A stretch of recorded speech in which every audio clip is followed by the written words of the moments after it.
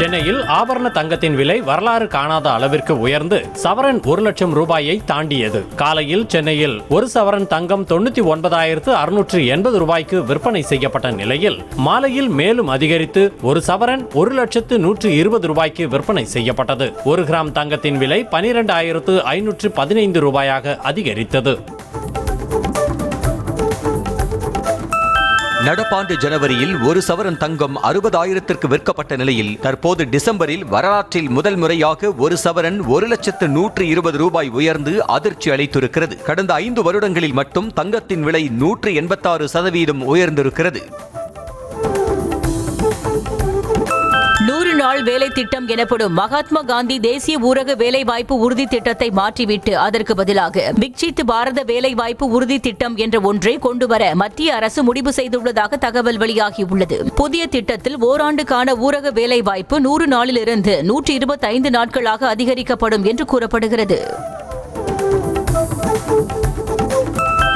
மகாத்மா காந்தி 100 நாள் வேலை உறுதி திட்டத்தை பாஜக அரசு சிதைத்து சின்ன பின்னமாக்குவதாக முதலமைச்சர் மு.க.ஸ்டாலின் கண்டனம் தெரிவித்தார். காந்தியடிகளின் மீதுள்ள வன்மத்தால் அவர் பெயரை தூக்கிவிட்டு வாயில் நுழையாத வடமொழி பெயரை திணித்திருப்பதாகவும் முதலமைச்சர் கடுமையாக சாடினார். 100% மத்திய அரசின் நிதியில் செயல்படுத்தப்பட்டு வரும் 100 நாள் வேலை திட்டத்திற்கு இனி 60% தான் நிதி வழங்கப்பட உள்ளதாக முதலமைச்சர் மு.க.ஸ்டாலின் குற்றம் சாட்டியுள்ளார். வறுமையில்லாத மாநிலம் தமிழ்நாடு என்பதற்காக இருப்பதிலேயே குறைவாகத்தான் இத்திட்டத்தின் பயன்கள் கிடைக்க உள்ளதாகவும் அவர் தெரிவித்தார்.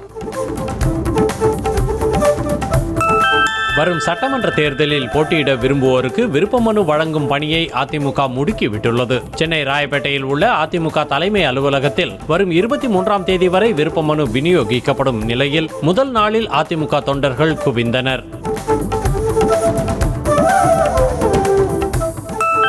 பேரரசர் பெரும்பிடுகு முத்தரையரின் தபால் தலையை வெளியிட்டதற்காக மத்திய அரசுக்கும் துணை ஜனாதிபதி சி.பி. ராதாகிருஷ்ணனுக்கும் அதிமுக பொதுச் செயலாளர் எடப்பாடி பழனிசாமி நன்றி தெரிவித்துள்ளார். பெரும்பிடுகு முத்தரையரின் புகழுக்கு பெருமை சேர்க்கும் விதமாக தபால் தலை வெளியிடப்பட்டுள்ளதாக எடப்பாடி பழனிசாமி தெரிவித்துள்ளார்.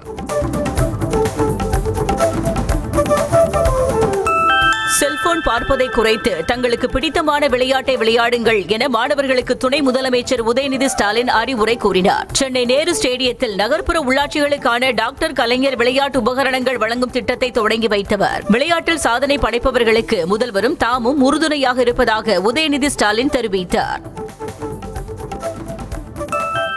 அடுத்த ஆண்டு வரவிருக்கும் தமிழக சட்டமன்ற தேர்தலில் பாஜக தேர்தல் பொறுப்பாளராக மத்திய அமைச்சர் பியூஷ் கோயல் நியமனம் செய்யப்பட்டுள்ளார். மத்திய இணை அமைச்சர்களாக அர்ஜுன் மேக்வால் மற்றும் முரளிதர் மோஹோல் ஆகியோர் இணை பொறுப்பாளர்களாகவும் நியமிக்கப்பட்டு பாஜக தேசிய தலைமை அறிவித்துள்ளது. மத்திய உள்துறை அமைச்சர் அமித்ஷாவை மரியாதை நிமித்தமாக சந்தித்ததாக தமிழ்நாடு பாஜக தலைவர் நயினார் நாகேந்திரன் தெரிவித்துள்ளார். டெல்லியில் செய்தியாளர்களிடம் பேசிய நயினார் நாகேந்திரன் தமிழ்நாடு அரசியல் நிலவரம் குறித்து பேசியதாகவும் ஜனவரி மாதத்தில் அமித்ஷா தமிழகத்திற்கு வருவார் என்றும் கூறினார். அகில இந்திய காங்கிரஸ் கட்சி தலைமையுடன் தமிழக நிர்வாகிகள் பங்கேற்கும் ஆலோசனை கூட்டம் ஒரு வாரத்திற்கு ஒத்திவைக்கப்படுவதாக மாநில காங்கிரஸ் கமிட்டி தலைவர் செல்வ பெருந்தகை தெரிவித்துள்ளார். டெல்லியில் செய்தியாளர்களிடம் பேசிய அவர் தமிழகத்தைச் சேர்ந்த காங்கிரஸ் எம்பிக்களுடன் தேர்தல் தொடர்பாக ஒரு ஆலோசனை கூட்டம் நடைபெற்றதாக கூறினார். டிசம்பர் 31ஆம் தேதிக்குள் கூட்டணி முடிவு வந்துவிடும் என நினைத்ததாகவும் தற்போது தள்ளி போவதாக அமமுக பொதுச் செயலாளர் டிடிவி தினகரன் தெரிவித்துள்ளார். தஞ்சையில் செய்தியாளர்களிடம் பேசிய அவர் கூட்டணி பிப்ரவரி மாதம் இறுதியாகிவிடும் என்றும் பேச்சுவார்த்தை நடைபெற்று வருவதாகவும் விளக்கம் அளித்தார். ஆளில்லாத காரணத்தினால்தான் அதிமுக முன்கூட்டியே விருப்ப மனு வழங்கி வருவதாக அமைச்சர் ரகுபதி விமர்சித்துள்ளார். புதுக்கோட்டையில் செய்தியாளர்களிடம் பேசிய அவர் உதயநிதியை தலைமையாக ஏற்றுக்கொள்வதில் எந்த தவறும் இல்லை என்றார். வரும் சட்டப்பேரவை தேர்தலிலும் சென்னை ராயபுரம் தொகுதியில் தான் போட்டியிடப் போவதாக அதிமுக முன்னாள் அமைச்சர் ஜெயக்குமார் திட்டவட்டமாக தெரிவித்தார். ராயபுரம் தொகுதி மக்களை விட்டு ஒருபோதும் விலக மாட்டேன் என்றும் அவர் கூறினார். பருவமழையால் பாதிக்கப்பட்ட பயிர்களுக்கு இழப்பீடு வழங்க இன்னும் எத்தனை நாட்கள் ஆகும் என தமிழக அரசுக்கு பாமக தலைவர் அன்புமணி கேள்வி எழுப்பியுள்ளார். மேலும் ஏக்கருக்கு 8000 ரூபாய் அறிவிக்கப்பட்டிருந்ததை ஏற்க முடியாது என்றும் 1 ஏக்கர் நெற்பயிருக்கு 40,000 ரூபாய் வரை இழப்பீடு வழங்க வேண்டும் என்றும் அன்புமணி வலியுறுத்தியுள்ளார். அன்புமணிக்கு மத்திய அமைச்சர் பதவி கிடைத்ததற்கு காரணமே தாம்தான் என பாமக எம்எல்ஏ ஜி.கே. மணி தெரிவித்தார். சென்னையில் செய்தியாளர்களை சந்தித்த அவர் அன்புமணிக்கு எந்த கெடுதலும் துரோகமும் மனதால் கூட நினைத்தது கிடையாது என்று உருக்கமாக கூறினார். பாமக நிறுவனர் ராமதாசுடன் சேர்ந்து செயல்படுவதாக அன்புமணி கூறினால் பிரச்சனைகள் தீர்ந்துவிடும் என அக்கட்சி எம்எல்ஏ ஜி.கே. மணி கூறினார். தந்தையும் மகனும் இணைந்து செயல்படுவார்கள் என்றால் கட்சியை விட்டு விலகவும் தயார் எனவும் ஜி.கே. மணி பகிரங்கமாக அறிவித்தார். கார்த்திகை தீபத்தை வீட்டில் ஏற்றும் தீபம் போல மனுதாரர் நினைப்பதாக திருப்பரங்குன்றம் கோவில் நிர்வாகம் தரப்பில் உயர்நீதிமன்றத்தில் வாதிடப்பட்டது. மலை மீது விளக்கேற்றுவது வேறு, வீட்டில் விளக்கேற்றுவது வேறு என தெரிவித்த கோவில் தேவஸ்தானம் தனி நீதிபதி விசாரணையில் தர்கா தரப்பு வாதங்களை முழுமையாக கேட்கப்படவில்லை எனவும் தெரிவித்தது. திருப்பரங்குன்றம் மலை மீது உள்ள ஒரே தீபத்தூண் உச்சி பிள்ளையார் கோவிலில் உள்ள தீபத்தூண் மட்டும்தான் என இந்து சமய அறநிலையத்துறை தெரிவித்தது. தூண் இருக்கும் இடம் எல்லாம் தீபம் ஏற்ற வேண்டும் என்றால் எப்படி என கேள்வி எழுப்பிய அறநிலையத்துறை தரப்பு வழக்கறிஞர் நீதிமன்றத்திற்கு வெளியேயும் ஒரு தூண் இருப்பதாக நகைச்சுவையாக வாதிட்டார். திருப்பரங்குன்றத்தில் தர்கா அருகே இருப்பது தீபத்தூண் கிடையாது என்பதற்கான வரலாற்று ஆதாரங்களை இந்து சமய அறநிலையத்துறை உயர்நீதிமன்ற மதுரை கிளையில் தாக்கல் செய்தது. தனி நீதிபதி தீபமேற்ற உத்தரவு பிறப்பித்த தூண் போல் மதுரையில் உள்ள பல்வேறு மலைகளில் ஒரே மாதிரியான தூண்கள் இருப்பதாகவும் அறநிலையத்துறை சார்பில் வாதிடப்பட்டது. திருப்பரங்குன்றம் மலையில் தர்கா அருகே இருப்பது தீபத்தூண் அல்ல என உயர்நீதிமன்ற மதுரை கிளையில் தர்கா தரப்பில் வாதிடப்பட்டது. தர்கா அருகே இருப்பது கல்தூண் என்றுதான் குறிப்பிடப்பட்டுள்ளதாக தர்கா தரப்பில் வாதங்கள் முன்வைக்கப்பட்டது. செங்கோட்டையன் சொல்லும் வழியில் இனி பயணிப்போம் என்று தாவேகா பொதுச் செயலாளர் ஆனந்த் தெரிவித்துள்ளார். தாவேகா சார்பில் ஈரோடு மாவட்ட செயல் வீரர்கள் கூட்டம் தனியார் மண்டபத்தில் நடைபெற்றது. இதில் பேசிய என் ஆனந்த் விஜயின் மக்கள் சந்திப்பிற்கு செங்கோட்டையன் போராடி அனுமதி வாங்கி தந்ததாக கூறினார். ஈரோட்டில் வரும் 18ஆம் தேதி நடைபெறவுள்ள விஜய் மக்கள் சந்திப்பு நிகழ்ச்சியில் பெண்களுக்கு தனி இடம் ஒதுக்க முடிவு செய்யப்பட்டுள்ளது. நிகழ்ச்சி நடைபெறும் இடத்தில் சுமார் 2000 பெண்கள் கலந்து கொள்ளும் வகையில் தனி இட வசதியை ஏற்படுத்த கட்சி நிர்வாகிகள் ஏற்பாடு செய்வதாக கூறப்படுகிறது. அதிமுக முன்னாள் அமைச்சர் எஸ்.பி. வேலுமணிக்கு எதிரான டெண்டர் முறைகேடு வழக்கில் தமிழக பொதுத்துறை செயலாளர் 29 மாதங்களாக நடவடிக்கை எடுக்காமல் இருந்தது விரும்பத்தகாதது என்று உயர்நீதிமன்றம் தெரிவித்தது. ஆட்சிக்கு வந்தால் ஊழல் அதிகாரிகள் அமைச்சர்கள் மீது நடவடிக்கை எடுக்கப்படும் என கூறும் அரசியல் கட்சிகள் எதுவும் செய்வதில்லை என்றும் உயர்நீதிமன்றம் கருத்து கூறியது. ஹஜ் பயணம் மேற்கொள்ளும் இஸ்லாமியர்கள் தங்குவதற்கு சென்னை அண்ணா பன்னாட்டு விமான நிலையம் அருகே கட்டப்படவுள்ள தமிழ்நாடு அரசு ஹஜ் இல்லத்துக்கு முதலமைச்சர் மு.க. ஸ்டாலின் செவ்வாய்க்கிழமை அன்று அடிக்கல் நாட்டுகிறார். நங்கநல்லூரில் 1 ஏக்கர் பரப்பளவில் 39 கோடியே 20 லட்சம் ரூபாய் மதிப்பீட்டில் 400 பேர் தங்கும் வகையில் இந்த ஹஜ் இல்லம் கட்டப்படவுள்ளது. சென்னை மற்றும் புறநகர் பகுதிகளில் உள்ள பல்வேறு கிடங்குகளில் பதுக்கி வைத்திருந்த 6 கோடியே 26 லட்சம் ரூபாய் மதிப்பிலான செம்மர கட்டைகள் பறிமுதல் செய்யப்பட்டன. சென்னையில் 15 டன் செம்மர கட்டைகள் பறிமுதல் செய்யப்பட்ட வழக்கில் கைது செய்யப்பட்ட 4 பேரிடம் வருவாய் புலனாய்வு அதிகாரிகள் விசாரணை மேற்கொண்டனர். தஞ்சை பழைய பேருந்து நிலையத்தில் உள்ள இனிப்பகத்தில் ஜிபே QR கோடு ஸ்டிக்கரை மாற்றி ஒட்டி இளைஞர் ஒருவர் நூதன முறையில் மோசடியில் ஈடுபட்டதன் சிசிடிவி காட்சி வெளியானது. கடையில் உள்ள QR கோடு அட்டை மீது தம்முடைய வங்கி கணக்கின் QR கோடு ஸ்டிக்கரை ஒட்டி சென்ற நபர் குறித்து போலீசார் விசாரணை நடத்தி வருகின்றனர். வேலூர் மாவட்டம் பேரணாம்பட்டு அருகே சாலை பணிக்காக தோண்டப்பட்ட பள்ளத்தை சுற்றி தடுப்புகள் வைக்காததால் இருசக்கர வாகனத்தில் சென்ற இளைஞர் கட்டுப்பாட்டை இழந்து பள்ளத்தில் விழுந்து உயிரிழந்தார். திருப்பத்தூரைச் சேர்ந்த சரவணன் என்ற இளைஞர் பைக்கில் நண்பர் வீட்டிற்கு சென்றபோது விபத்தில் சிக்கி உயிரிழந்தார். காஞ்சிபுரம் மாவட்டம் ஸ்ரீபெரும்புத்தூர் அருகே 17 வயது சிறுமிக்கு பெற்றோர் திருமணம் செய்து வைத்த நிகழ்வு குறித்து போலீசார் விசாரணை மேற்கொண்டு வருகின்றனர். பெண்ணலூர் அங்காளம்மன் கோவிலில் குடமுழுக்கு நடைபெற்ற அதே நாளில் 17 வயது சிறுமிக்கும் அதே பகுதியைச் சேர்ந்த சரத் என்ற 26 வயது இளைஞருக்கும் கட்டாய திருமணம் நடைபெற்றது. தாம்பரம் நகராட்சிக்குட்பட்ட NGGO காலனி, மருதம் வீதி, எழில் நகர் உள்ளிட்ட பகுதிகளில் உள்ள சாலைகள் பல ஆண்டுகளாக சீரமைக்காமல் குண்டும் குழியுமாக உள்ளதாக மக்கள் குற்றம் சாட்டினர். இதனால் அடிக்கடி விபத்துகள் நிகழ்ந்து வருவதாக வேதனை தெரிவித்ததோடு அவ்வழியே மண்லோடு லாரிகளும் செல்வதால் படும் மோசமாகி உள்ளதாக குற்றம் சாட்டினர். மயிலாடுதுறை திரு இந்தளூர் பகுதியில் சமையல் சிலிண்டரில் எரிவாயு கசிந்து ஏற்பட்ட தீ விபத்தில் 3 பேர் காயமடைந்தனர். முருகானந்தம் என்பவரின் வீட்டில் இரவு கேஸ் கசிவு ஏற்பட்ட நிலையில் அதை கவனிக்காமல் காலையில் அவரது மகன் மின்விளக்கு சுவிட்சை போட்டபோது பயங்கர சப்தத்துடன் சிலிண்டர் வெடித்தது. கடலூர் கிழக்கு ராமாபுரத்தில் சாலை விபத்தில் சிக்கி இருசக்கர வாகனத்தில் சென்ற முருகன் என்பவர் பலியானார். இப்பகுதியில் அடிக்கடி விபத்து நடப்பதால் வாகனங்கள் வேகமாக வருவதை தடுக்க தடுப்புகள் அமைக்க வேண்டும் என அப்பகுதி மக்கள் கோரிக்கை விடுத்துள்ளனர். பணி நிரந்தரம், காலமுறை ஊதியம் உள்ளிட்ட பல கோரிக்கைகளை வலியுறுத்தி தமிழ்நாடு டாஸ்மாக் பணியாளர்கள் சங்கம் போராட்டம் அறிவித்த நிலையில் அமைச்சர் முத்துசாமி பேச்சுவார்த்தைக்கு அழைப்பு விடுத்துள்ளார். காலி மது பாட்டில்களை திரும்பப் பெறும் திட்டத்திற்கு தனியாக பணியாளர்களை நியமிக்க வேண்டும் என்பதனை வலியுறுத்தி காலவரையற்ற காத்திருப்பு போராட்டம் செவ்வாயன்று தொடங்குகிறது. நெல்லை மாவட்டம் திருக்குறுங்குடியில் இலை அழுகல் நோய் ஏற்பட்டு ஆயிரக்கணக்கான வாழை மரங்கள் பாதிக்கப்பட்ட நிலையில் போலி உரம் காரணமாக பாதிப்பு ஏற்பட்டதா என விவசாயிகள் சந்தேகம் தெரிவித்துள்ளனர். திருக்குறுங்குடி, மாவடி, மலையடி புதூர் மற்றும் சுற்றுவட்டார பகுதிகளில் 5 லட்சத்திற்கும் மேற்பட்ட வாழைகள் நடவு செய்யப்பட்டு நோய் தாக்கம் காரணமாக இலைகள் பழுத்து கருகி வருகிறது.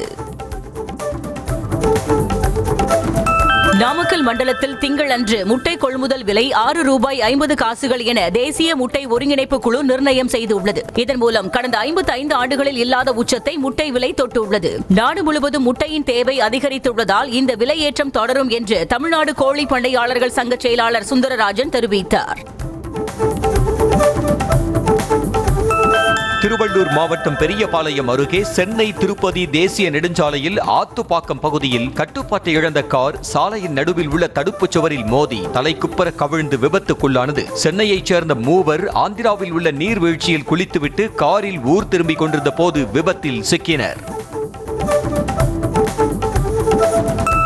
ஈரோடு மாவட்டம் அந்தியூர் அருகே அனுமதியின்றி மண் கடத்தி வந்த டிப்பர் லாரியை பறிமுதல் செய்த போலீசார் தப்பி ஓடிய லாரி ஓட்டுநரை தேடி வருகின்றனர். தாசலியூர் கிராமத்தில் வழக்கம் போல் வாகன தணிக்கையில் ஈடுபட்ட போலீசார் அவ்வழியாக வந்த டிப்பர் லாரியை மடக்கி சோதனை செய்ததில் உரிய அனுமதியின்றி 3 யூனிட் கிராவல் மண் கடத்தி வந்தது தெரிய வந்தது. தருமபுரி மாவட்டம் அரூர் கூட்டுறவு சர்க்கரை ஆலையில் நடப்பு பருவத்திற்கான கரும்பு அரவை பணியை மாவட்ட ஆட்சியர் சதீஷ் தொடங்கி வைத்தார். நடப்பு பருவத்திற்கு சுமார் 7342.55 ஏக்கர் அளவிலான கரும்பு பதிவு செய்து சுமார் 2.35 லட்சம் மெட்ரிக் டன் கரும்பு அரவை செய்ய இலக்கு நிர்ணயிக்கப்பட்டுள்ளது. சென்னை மாவட்ட ஆட்சியர் அலுவலகத்திற்கு பெண் ஒருவர் கீழே விழுந்து அடிபட்ட குழந்தையை இரத்த காயத்துடன் தூக்கிக் கொண்டு அழுதவாறு வந்ததால் சிறிது நேரம் பரபரப்பு ஏற்பட்டது. அங்கு பாதுகாப்பு பணியில் இருந்த போலீசார் அந்த குழந்தையை பெண் வழக்கறிஞரின் வாகனத்தில் ஏற்றி அருகில் உள்ள மருத்துவமனைக்கு அனுப்பி வைத்தனர். திண்டுக்கல்லில் அரசு பள்ளி ஆசிரியர் பணிமாற்றம் செய்யப்பட்டதை வாபஸ் பெற வலியுறுத்தி அரையாண்டு தேர்வுக்கு மாணவர்களை அனுப்பாமல் பெற்றோர் போராட்டத்தில் ஈடுபட்டனர். செங்கட்டாம்பட்டி ஊராட்சி ஒன்றிய நடுநிலைப் பள்ளியில் பணியாற்றி வந்த இடைநிலை ஆசிரியர் விஜயசுந்தரால் பள்ளி நல்ல வளர்ச்சி அடைந்திருப்பதாக கூறிய பெற்றோர் இதனால் அவரை பணிமாற்றம் செய்ய எதிர்ப்பு தெரிவித்தனர். கன்னியாகுமரியில் திருடு போன 58 லட்சம் ரூபாய் மதிப்புள்ள 335 செல்போன்களை மீட்ட போலீசார் அதனை உரியவர்களிடம் வழங்கினர். இந்த ஆண்டில் மட்டும் 2,05,00,000 ரூபாய் மதிப்புள்ள 1256 செல்போன்கள் மீட்கப்பட்டுள்ளதாக மாவட்ட எஸ்பி ஸ்டாலின் தெரிவித்தார். அரிய வகை இனமான ரோசி டார்லிங் பறவைகள் தூத்துக்குடியில் சுற்றித் திரியும் அழகை கண்டு பறவையியல் ஆர்வலர்கள் உற்சாகமடைந்தனர். இனப்பெருக்கத்திற்காக வடமேற்கு ஆசியா மற்றும் கிழக்கு ஐரோப்பாவில் இருந்து பறந்து தூத்துக்குடிக்கு வந்துள்ள பறவைகள் மார்ச் அல்லது ஏப்ரல் மாதத்தில் தங்கள் சொந்த நாடுகளுக்கு திரும்பிச் செல்லும் என்று கூறப்படுகிறது. மாவட்டம் அடைக்கலாபுரம் பகுதியில் கல்குவாரிக்கு பயன்படுத்தப்படும் சக்தி வாய்ந்த வெடிகளின் அதிர்வால் அருகில் உள்ள வீடுகளில் விரிசல் ஏற்படுவதாக குற்றச்சாட்டு எழுந்துள்ளது. கட்டிடங்கள் இடிந்து உயிர் சேதம் ஏற்பட்டு விடுமோ என்ற அச்சத்திலேயே தினமும் வாழ்ந்து வருவதாக மக்கள் வேதனை தெரிவித்தனர். கடலூர் மாவட்டம் விளாங்காட்டூர் நடுநிலை பள்ளியை உயர்நிலை பள்ளியாக தரம் உயர்த்த கோரி மாணவர்கள் அரையாண்டு தேர்வை புறக்கணித்து போராட்டத்தில் ஈடுபட்டனர். பேச்சுவார்த்தைக்கு வந்த மாவட்ட கல்வி அதிகாரிகள் மற்றும் போலீசாருடன் பெற்றோர்கள் வாக்குவாதத்தில் ஈடுபட்டதால் சிறிது நேரம் பரபரப்பு நிலவியது. திருப்பரங்குன்றம் மலை உச்சியில் உள்ள தூணில் தீபமேற்றும் விவகாரம் தொடர்பாக தூத்துக்குடி நாடாளுமன்ற உறுப்பினர் கனிமொழியை அவதூறாக பேசியதாக ஒருவரை போலீசார் கைது செய்தனர். திருப்பரங்குன்றத்தைச் சேர்ந்த கார்மேகம் என்பவர் யூடியூபில் அவதூறு கருத்தை தெரிவித்து வந்ததாக காவல் நிலையத்தில் புகார் அளிக்கப்பட்ட நிலையில் அவர் கைது செய்யப்பட்டார். நாமக்கல் மாவட்ட குமாரபாளையத்தில் உள்ள பொன் காளியம்மன் கோவிலில் வழிபடுவது தொடர்பான வழக்கு நீதிமன்றத்தில் உள்ள போதே ஒரு சமூகத்தினர் சட்டவிரோதமாக கோவிலின் மதில் சுவரை இடித்ததாக மற்றொரு சமூகத்தினர் ஆட்சியரிடம் புகார் அளித்தனர். பொன் காளியம்மன் குடிப்பாட்டு சமூகத்தினர் கோயில் வழிபாடுகளை செய்து வந்த நிலையில் திடீரென மற்றொரு சமூகத்தினர் தங்களுக்கும் உரிமை உண்டு என கூறி கோயிலை புனரமைக்க முயற்சிப்பதாக கூறப்படுகிறது. ராமநாதபுரம் மாவட்டம் பேக்கரும்பில் கார் மீது இருசக்கர வாகனம் நேருக்கு நேர் மோதிய விபத்தில் தலையில் பலத்த காயமடைந்த இளைஞர் சிகிச்சை பலனின்றி உயிரிழந்தார். ராமேஸ்வரம் MRB நகரைச் சேர்ந்த சரவணன் பேக்கரும்பு அப்துல் கலாம் நினைவிடம் அருகே முன்னால் சென்ற சரக்கு வாகனத்தை முந்த முயன்றபோது எதிரே வந்த காரில் மோதியதாக கூறப்படுகிறது. 3 நாடுகளுக்கு அரசு முறையாக பயணம் மேற்கொண்டுள்ள பிரதமர் மோடி இப்பயணத்தில் முதல் நாடாக ஜோர்டான் சென்றடைந்தார். தலைநகர் அம்மான் சென்ற பிரதமர் மோடிக்கு சிவப்பு கம்பளம் விரித்து ராணுவ அணிவகுப்பு மரியாதையுடன் வரவேற்பு அளிக்கப்பட்டது. பிரதமர் மோடி 2ஆம் கட்டமாக 16 மற்றும் 17ஆம் தேதி ஆப்பிரிக்க நாடான எத்தியோப்பியாவுக்கு செல்கிறார். எத்தியோப்பிய பிரதமர் அகமது அலியை சந்தித்து பேச்சுவார்த்தை நடத்தும் மோடி 17 மற்றும் 18ஆம் தேதி ஓமன் மன்னர் சுல்தான் ஹைதம் பின் தாரிக்கின் அழைப்பை ஏற்று மஸ்கட் செல்கிறார். நாட்டை ஒருங்கிணைக்க வாழ்க்கையை அர்ப்பணித்தவர் வல்லபாய் பட்டேல் என பிரதமர் மோடி புகழாரம் சூட்டினார். வல்லபாய் பட்டேலின் 75ஆம் ஆண்டு நினைவு தினத்தையொட்டி மோடி வெளியிட்டுள்ள எக்ஸ் பதிவில் வலிமை மிக்க பாரதத்தை உருவாக்கியதில் அவரது ஈடு இணையற்ற பங்களிப்பை இந்த தேசம் என்றென்றும் மறக்காது என குறிப்பிட்டுள்ளார். பாஜகவின் தேசிய செயல் தலைவராக 45 வயதேயான நிதின் நபீன் பொறுப்பேற்றுக் கொண்டார். நிதின் நபீனுக்கு மத்திய அமைச்சர்கள் அமித்ஷா, பாஜக தேசிய தலைவர் JP நட்டா ஆகியோர் மலர்கொத்து கொடுத்து வாழ்த்து தெரிவித்தனர்.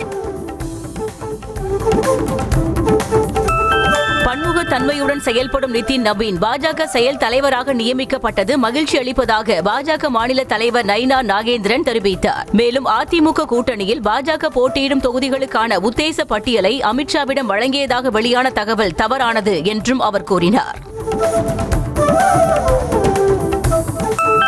வாக்கு திருட்டுக்கு எதிரான காங்கிரஸ் பேரணிக்கும் இந்தியா கூட்டணிக்கும் எந்த தொடர்பும் இல்லை என தேசிய மாநாட்டு கட்சி தலைவரும் ஜம்மு காஷ்மீர் முதலமைச்சருமான ஒமர் அப்துல்லா தெரிவித்துள்ளார். ஒவ்வொரு கட்சியும் ஒவ்வொரு விதமான மக்கள் பிரச்சனையை கையில் எடுத்து போராட்டம் நடத்தும் என்றும் அதையே தாங்களும் வழிமொழிய வேண்டும் என்ற எந்த நிபந்தனையும் இல்லை என்றும் அவர் கூறியுள்ளார். உத்தரப்பிரதேச மாநிலம் அன்வர்பூர் பகுதியில் கடும் பனிமூட்டத்தால் 6 வாகனங்கள் அடுத்தடுத்து மோதி விபத்துக்குள்ளானது. இதில் சிலர் படுகாயமடைந்த நிலையில் ஆம்புலன்ஸ் மூலம் உடனே மருத்துவமனைக்கு அனுப்பி வைக்கப்பட்டனர். விபத்து காரணமாக அப்பகுதியில் சிறிது நேரம் போக்குவரத்து பாதிக்கப்பட்டது.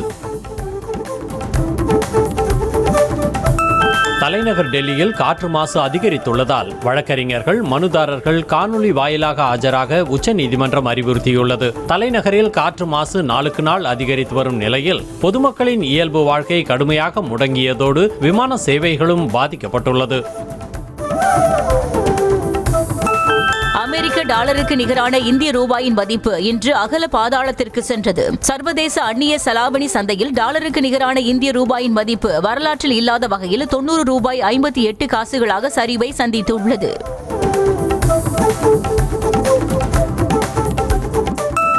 டெல்லி மற்றும் சுற்றுவட்டாரத்தில் நிலவும் அடர் பனிமூட்டம் காரணமாக இந்திரா காந்தி பன்னாட்டு விமான நிலையத்திலிருந்து 40 விமான சேவைகள் ரத்து செய்யப்பட்டதால் பயணிகள் கடும் பாதிப்படைந்தனர். மேலும் 4 விமானங்கள் வேறு நகரங்களுக்கு திருப்பிவிடப்பட்டதாக விமான நிலைய அதிகாரிகள் தெரிவித்தனர். மகாராஷ்டிர மாநிலத்தில் வங்கி ஊழியரை சாக்கு மூட்டையில் கட்டி காரில் வைத்து உயிருடன் எரித்துக் கொன்ற கொடூர சம்பவம் நடந்துள்ளது. லாத்தூர் மாவட்டத்தில் கணேஷ் சவான் என்பவர் அடையாளம் தெரியாத மர்ம நபர்களால் அவரது காரில் எரித்துக் கொல்லப்பட்டார்.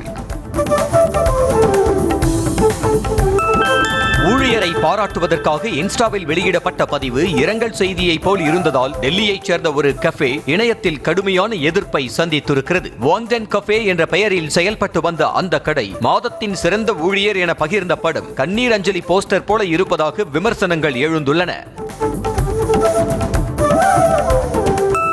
டெல்லியில் நிலவும் கடும் பனிமூட்டத்தால் எக்ஸ்பிரஸ் வே சாலையில் 20 கார்கள் அடுத்தடுத்து மோதி விபத்திற்குள்ளானது. இதில் சம்பவ இடத்திலேயே 4 பேர் உயிரிழந்த நிலையில் 15க்கும் மேற்பட்டோர் படுகாயமடைந்தனர்.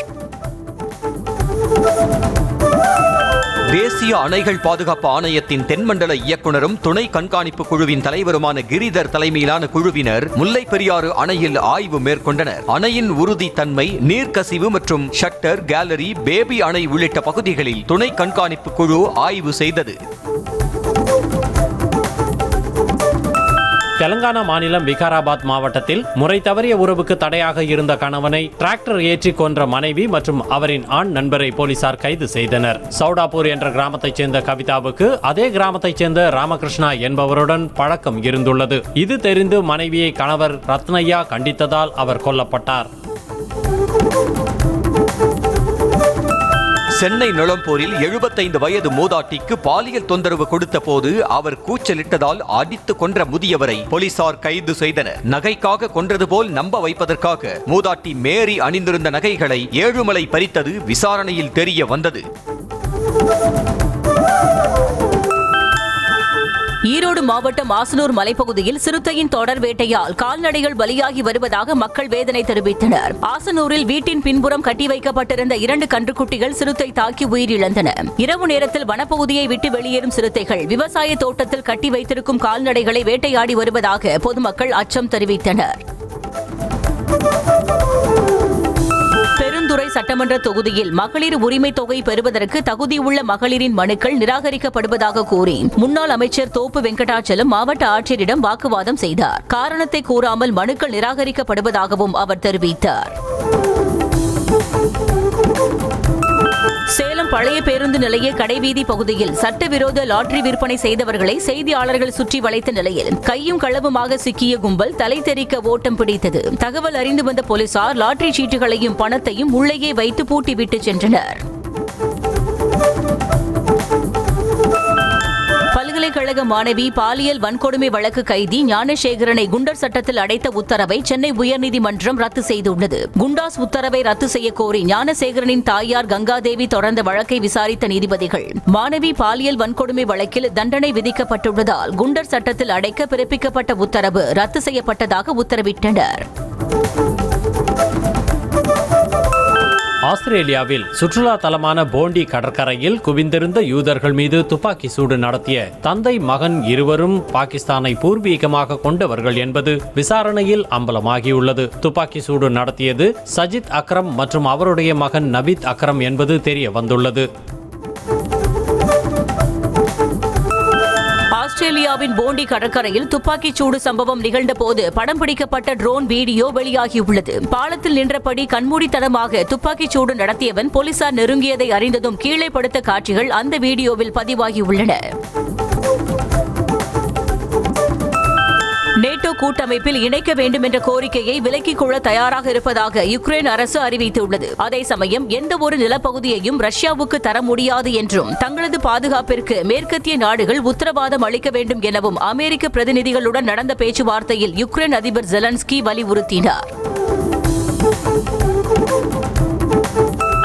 உக்ரைனில் உள்ள ஒடேசா நகரில் தொடர்ந்து 3வது நாளாக ரஷ்யா தாக்குதல் நடத்தி வருவதால் மின்சார விநியோகம் தடைபட்டு லட்சக்கணக்கான மக்கள் இருளில் தவித்து வருகின்றனர். 2022 படையெடுப்பில் இருந்து ரஷ்யா உக்ரைனின் எரிசக்தி அமைப்புகளை தொடர்ந்து தாக்கி வருகிறது. இதனால் உக்ரைன் முழுவதும் தினசரி பல மணி நேரம் மின்வெட்டு ஏற்படுகிறது.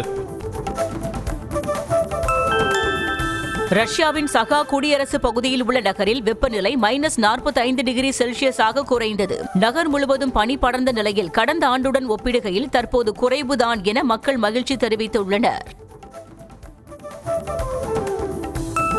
வடக்கு கொலம்பியாவில் பள்ளி மாணவர்களை ஏற்றிச் சென்ற பேருந்து 80 அடி செங்குத்தான பள்ளத்தில் கவிழ்ந்ததில் 17 மாணவர்கள் பரிதாபமாக உயிரிழந்தனர். அந்தியோக்கியோ பள்ளி மாணவர்கள் தங்கள் பட்டமளிப்பு விழாவை கொண்டாட கரிபிய நகரமான டோலுவிலிருந்து மடலின் நகரில் உள்ள பெல்லோவுக்கு பேருந்தில் சென்றபோது விபத்து ஏற்பட்டது. சீன அரசை எதிர்த்து தனி ஆளாக போராட்டத்தில் ஈடுபட்ட ஜனநாயக ஆதரவாளர் ஜிம்மி லாய் சீனாவுக்கு எதிராக சதி செய்ததாக தொடரப்பட்ட வழக்கில் குற்றவாளி என ஹாங்காங் உயர்நீதிமன்றம் அறிவித்துள்ளது. ஹாங்காங் செய்தித்தாளான ஆப்பிள் டெய்லியின் உரிமையாளரும் கோடீஸ்வரருமான ஜிம்மி லாய் அரசுக்கு எதிராக குரல் எழுப்பி ஜனநாயகத்திற்கு ஆதரவாக போராடி வருபவர் ஆவார். அமெரிக்காவில் H1B மற்றும் H4 விசா விண்ணப்பதாரர்களுக்கு சமூக ஊடக பரிசோதனை தொடங்கியது. நாட்டின் பாதுகாப்புக்கு அச்சுறுத்தலை ஏற்படுத்தக்கூடிய அல்லது தகுதியற்ற விண்ணப்பதாரர்களை அடையாளம் காண டிசம்பர் 15ஆம் தேதி முதல் அனைத்து H1B விண்ணப்பதாரர்கள் மற்றும் அவர்களின் குடும்ப உறுப்பினர்களின் சமூக வலைதள செயல்பாடுகள் ஆய்வு செய்யப்படும் என்று அமெரிக்கா தெரிவித்திருந்தது.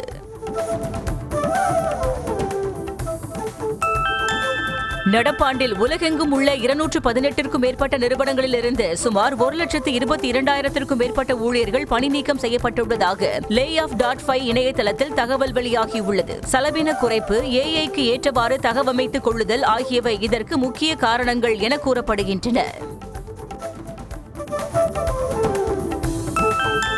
ரீ-ரிலீஸ் வசூல் சாதனையில் விஜயின் கில்லி திரைப்படத்தை ரஜினிகாந்தின் படையப்பா திரைப்படம் முறியடிக்கும் என்ற எதிர்பார்ப்பு அதிகரித்துள்ளது. படையப்பா திரைப்படம் கடந்த 12ஆம் தேதி ரீ-ரிலீஸ் செய்யப்பட்ட நிலையில் கடந்த 3 நாட்களில் மட்டும் 4 கோடி ரூபாய் வசூல் செய்துள்ளது.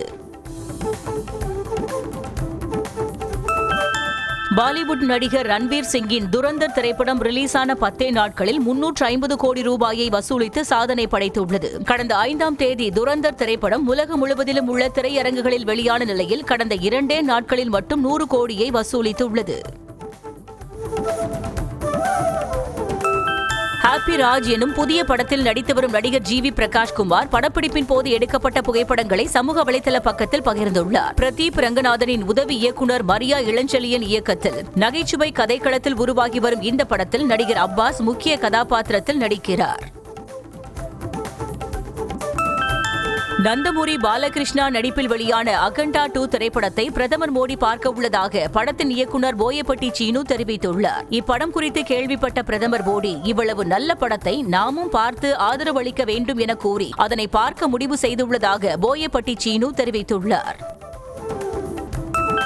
அகண்டா 2 பட நிகழ்ச்சியில் பேசிய இசையமைப்பாளர் தமன் தெலுங்கு சினிமாவில் அனிருத்துக்கு எளிதாக பட வாய்ப்பு கிடைத்ததாகவும் ஆனால் தனக்கு தமிழில் பட வாய்ப்பு கிடைப்பது இல்லை என்றும் வருத்தம் தெரிவித்தார். நம்முடைய சினிமாவில் நம்முடைய ஆட்களே பணியாற்ற வேண்டும் என கோலிவுட்டில் உள்ளவர்கள் நினைப்பதாகவும் ஆனால் தெலுங்கில் அப்படி இல்லை என தமன் கூறினார்.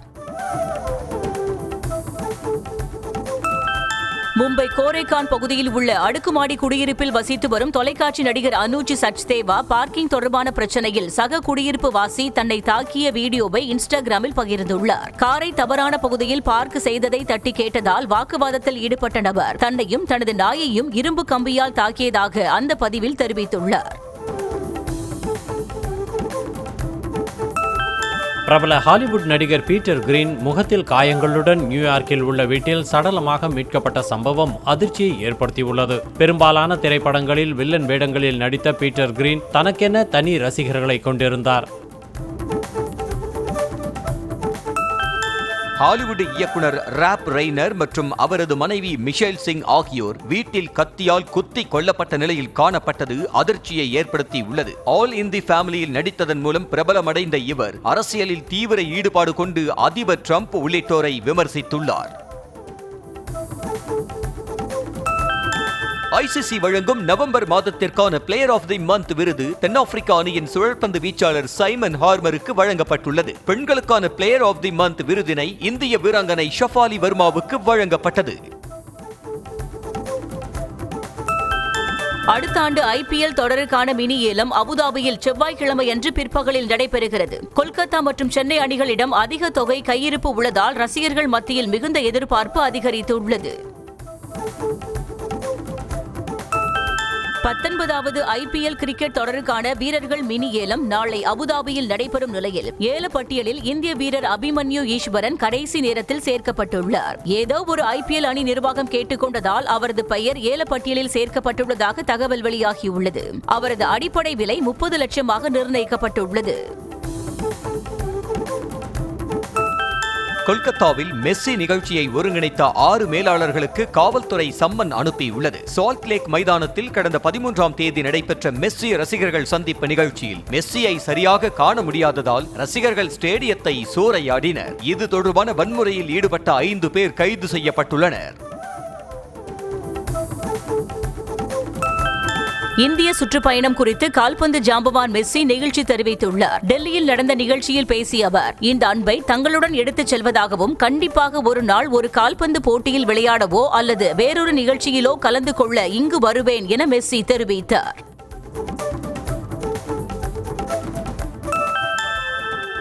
டெல்லியில் நடைபெற்ற ரசிகர்கள் சந்திப்பு நிகழ்ச்சியில் கால்பந்து ஜாம்பவான் மெஸ்ஸியுடன் கைகுலுக்க 1 கோடி ரூபாய் கட்டணமாக நிர்ணயிக்கப்பட்டதாக தகவல் வெளியாகியுள்ளது. 2 நாட்களுக்கு முன்பு கொல்கத்தாவில் நடைபெற்ற நிகழ்ச்சியில் மெஸ்ஸியுடன் கைகுலுக்க 10 லட்சம் ரூபாய் கட்டணமாக நிர்ணயிக்கப்பட்டிருந்த நிலையில் அவரை பார்க்க முடியாமல் ரசிகர்கள் ஏமாற்றத்துடன் திரும்பிச் சென்றனர். ஒலிம்பிக் தங்க பதக்கம் வென்ற துப்பாக்கி சுடுதல் வீரர் அபினவ் பிந்த்ரா மெஸ்ஸியின் கோட் சுற்றுப்பயணம் குறித்து கவலை தெரிவித்துள்ளார். இந்த நிகழ்ச்சிகளை பார்க்கும்போது விளையாட்டுத் துறையில் எதற்கு முக்கியத்துவம் அளிக்கப்படுகிறது என்பது கவலை அளிப்பதாகவும், பிரபலங்கள் மீதான ஆரவாரங்களை விடுத்து நாடு முழுவதும் அடிமட்ட விளையாட்டுகளில் அதிக முதலீடுகளை மேற்கொள்ள வேண்டும் எனவும் வலியுறுத்தியுள்ளார். துபாயில் நடைபெற்ற இன்டர்நேஷனல் கராத்தே சாம்பியன்ஷிப் போட்டியில் ஓமனைச் சேர்ந்த தமிழ்நாட்டை பூர்வீகமாக கொண்ட மாணவர்கள் தங்கம் மற்றும் வெள்ளி பதக்கங்களை வென்றனர். இப்போட்டியில் America, New Zealand, Switzerland, Qatar, Saudi போன்ற பல்வேறு நாடுகள் கலந்து கொண்டன. வேலூர் மாவட்டம் அரியூர் ஜோதீஸ்வரர் ஆலய கும்பாபிஷேக விழாவில் திரளான பக்தர்கள் கலந்து கொண்டு சாமி தரிசனம் செய்தனர். முன்னதாக கும்பாபிஷேகத்தை முன்னிட்டு யாகசாலை அமைக்கப்பட்டு பல்வேறு பூஜைகள் செய்யப்பட்டு வேத மந்திரங்கள் முழங்க கோபுர கலசங்களுக்கு புனித நீர் ஊற்றப்பட்டது. வரும் ஜனவரி முதல் மெர்சிடஸ் பென்ஸ் கார்களின் விலையை 2% உயர்த்த உள்ளதாக தகவல் வெளியாகியுள்ளது. உற்பத்தி செலவு மற்றும் இந்திய ரூபாயின் வீழ்ச்சி காரணமாக விலை உயர்த்தப்படுவதாக கூறப்படுகிறது. 3 லட்சத்திற்கும் அதிகமான விற்பனையை கடந்த மஹிந்திரா XUV 700 காரின் ஃபேஸ் லிஃப்ட் மாடலான XUV 7X0 காரின் முன்பதிவு தொடங்கியது. வரும் 5ஆம் தேதி அறிமுகம் செய்யப்படும் இந்த காரை வாடிக்கையாளர்கள் 21,000 ரூபாயை செலுத்தி முன்பதிவு செய்து கொள்ளலாம் என்று தெரிவிக்கப்பட்டுள்ளது. MG நிறுவனத்தின் முதன்மை தயாரிப்பான ஹெக்டர் 2026 மாடலை அந்நிறுவனம் வெளியிட்டுள்ளது. புதிய கிரில், பம்பர்கள் மற்றும் அலாய் வீல்கள், 2 புதிய வண்ணங்கள் என பல அம்சங்களுடன் புது பொலிவுடன் வடிவமைக்கப்பட்டுள்ள இந்த காரின் ஆரம்ப விலை 11.99 லட்சமாக நிர்ணயிக்கப்பட்டுள்ளது.